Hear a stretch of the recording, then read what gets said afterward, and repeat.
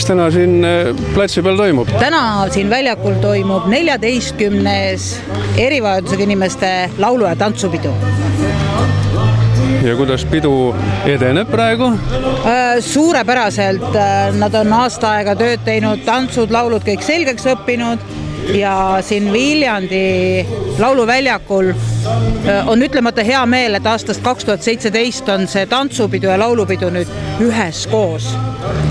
Ja pidu on kõigile, oled sa vähekene liikumispuudega või oled sa nägemispuudega või kuulmispuudega, siis siin on loodud tingimused selleks, et peost osa saada. Viipekeele tõlge on siin peol juba aastast 2017 ja tänavu aasta, miks minul on siin klapid peas, on see, et kirjeldustõlge on esimest korda siis nägemispuudega inimestele. Kõigepealt on meil tarvilik teada, kui me räägime nüüd tantsupeost, mis on rohkem visuaalne. Sammud, siis mis rõivad on tantsijatel seljas, siis me kirjeldame visuaalselt seda, et vasakult ja paremalt lauluväljakud tulevad tantsijad keset platsi, ühendavad käed ja keerutavad. Ja siis kõrvaklappidest nägemispuudega inimesed saavad osa sellest, mis väljakul toimub. Soovin teile meeldivat peo jätku. Aitäh ja kohtumiseni!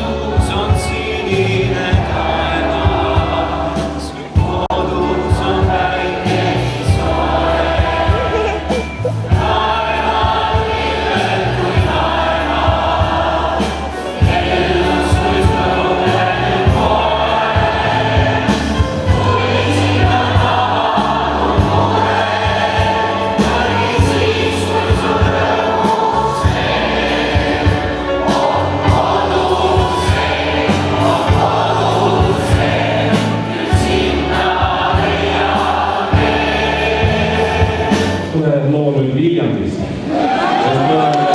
Sest me oleme Viljandist. Kas laulame või jaa?